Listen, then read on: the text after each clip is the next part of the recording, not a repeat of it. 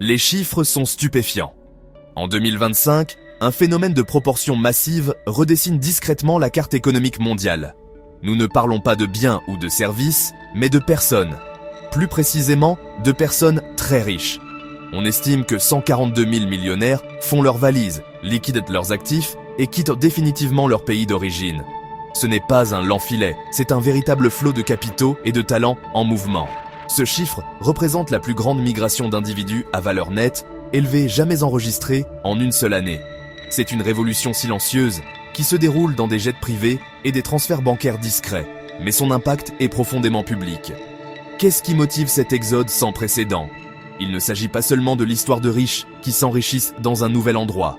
C'est l'histoire d'un changement fondamental dans la perception des riches du monde quant à la sécurité et aux opportunités de croissance. Pendant des décennies, les puissances traditionnelles de l'économie mondiale, des lieux comme Londres, Paris et New York, ont été les aimants incontestés de la richesse. Elles offraient la stabilité, une qualité de vie élevée et des marchés financiers robustes. Aujourd'hui, la tendance s'inverse. Les fondations mêmes qui rendaient autrefois ces nations attractives sont remises en question par ceux qui ont les moyens de choisir leur base.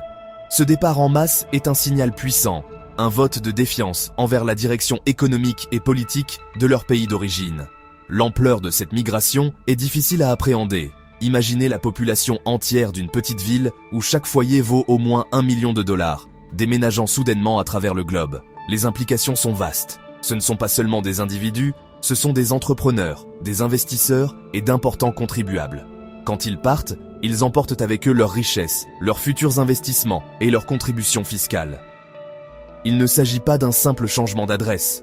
C'est une relocalisation stratégique de capitaux qui auraient pu être utilisés pour financer des services publics, créer des emplois et stimuler l'innovation.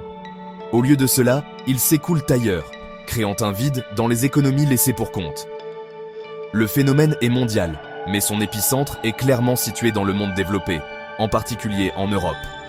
Le paysage économique post-pandémique, associé aux incertitudes politiques croissantes, a créé une tempête parfaite.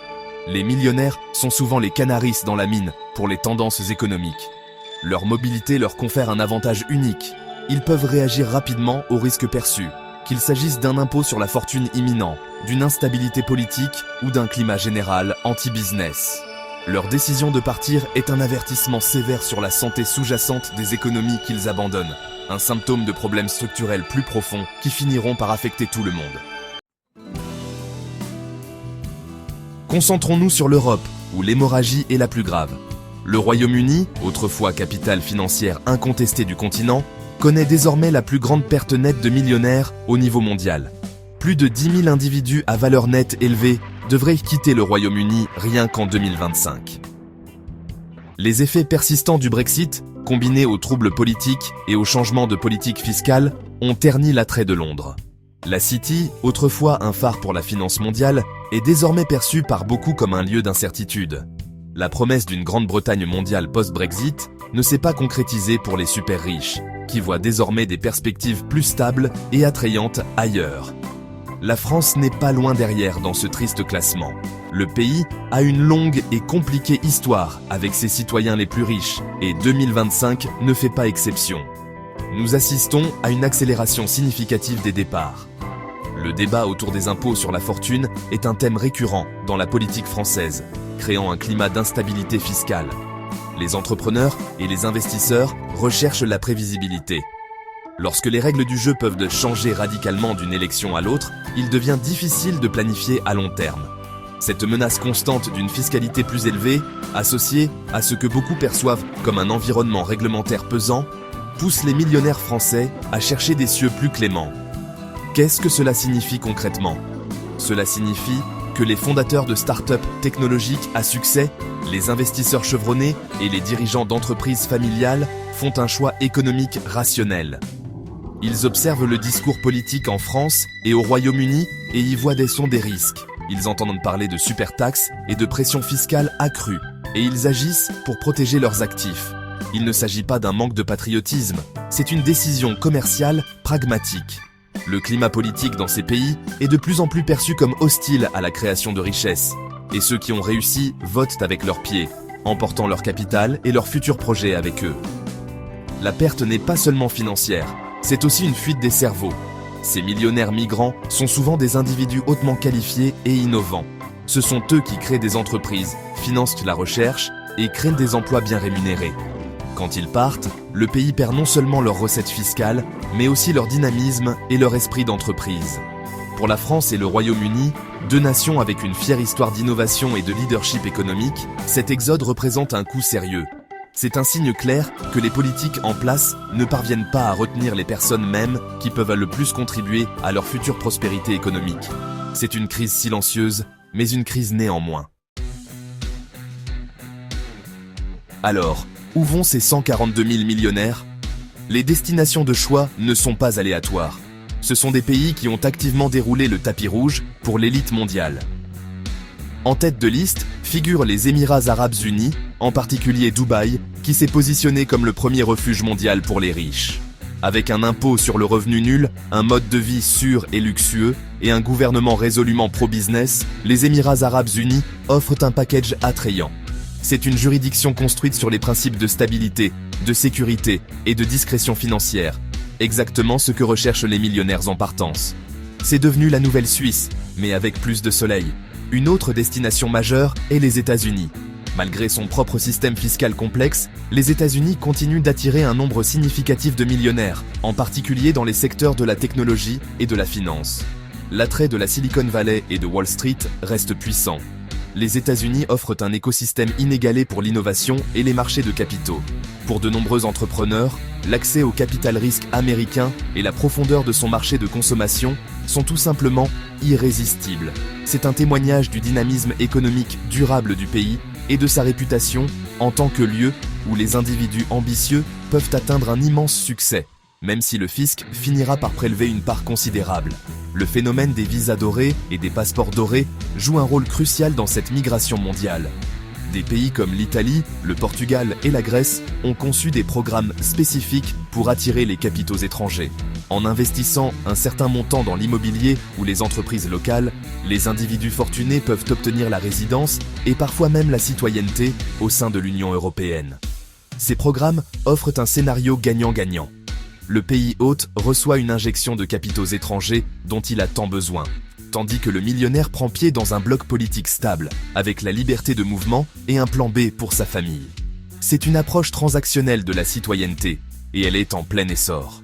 En fin de compte, le choix de la destination se résume à un simple calcul de risque et de récompense. Les millionnaires affluent vers les pays qui offrent un ensemble de règles claires et stables. Ils veulent des impôts faibles ou nuls sur la richesse et les revenus, une stabilité politique et une qualité de vie élevée. Singapour, avec son emplacement stratégique, son système juridique robuste et son statut de hub financier mondial, figure également en bonne place sur la liste. Ces nations comprennent que dans un monde globalisé, le capital est mobile. Elles ont consciemment élaboré des politiques pour l'attirer, tandis que des pays comme la France et le Royaume-Uni créent, intentionnellement ou non, des politiques qui le repoussent. Les conséquences de cette grande migration pour l'Europe, et pour la France en particulier, sont profondes et inquiétantes. L'impact le plus immédiat est la perte de recettes fiscales. Chaque millionnaire qui part est un contribuable important parti pour toujours. Ces recettes auraient pu financer les hôpitaux, les écoles et les infrastructures. Leur absence crée un trou fiscal qui doit être comblé par d'autres, souvent la classe moyenne et les petites entreprises, qui n'ont pas la possibilité de déménager. Cela peut conduire à un cercle vicieux d'impôts plus élevé, sur une base de plus en plus réduite, ce qui à son tour encourage encore plus de personnes et d'entreprises à partir, érodant davantage les fondations économiques du pays. Au-delà de la perte fiscale immédiate, il y a un drainage important de capitaux. Lorsqu'une personne fortunée déménage, ses investissements suivent souvent. Cela signifie moins d'argent disponible pour les startups françaises, moins de capitaux pour développer les entreprises existantes et moins de fonds pour le développement immobilier. C'est une hémorragie silencieuse de la sève même d'une économie moderne. Le départ de ces investisseurs envoie un signal négatif à la communauté internationale, suggérant que la France n'est plus un lieu privilégié pour l'investissement. Cela peut nuire à la réputation du pays et rendre plus difficile l'attraction de capitaux étrangers à l'avenir, créant un désavantage concurrentiel à long terme. Cette tendance accélère une transformation de la carte mondiale de la richesse. Le pouvoir et l'influence s'éloignent des centres traditionnels en Europe, pour se diriger vers de nouveaux pôles au Moyen-Orient et en Asie. Dubaï et Singapour n'attirent pas seulement la richesse, elles construisent des écosystèmes complets pour la soutenir, y compris des services financiers, juridiques et de style de vie de classe mondiale. Cela crée un puissant effet de réseau, où le succès engendre plus de succès. À mesure que davantage de richesses se concentrent dans ces nouveaux centres, ils dicteront de plus en plus les termes de la finance et de l'investissement mondiaux, tandis que les anciennes capitales européennes risquent de devenir des acteurs secondaires sur la scène mondiale. Pour la France et d'autres nations européennes, c'est un moment de vérité. L'exode des millionnaires de 2025 n'est pas un événement isolé, mais un verdict clair sur leurs trajectoires économiques et politiques actuelles. Ignorer cet avertissement serait une grave erreur. Le défi est de créer un environnement attractif non seulement pour y vivre, mais aussi pour y investir.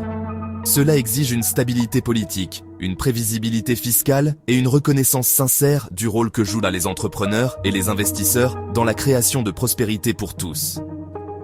La future santé économique du continent pourrait dépendre de sa capacité à inverser cette tendance et à redevenir un aimant et non un répulsif pour un monde de richesse en mouvement.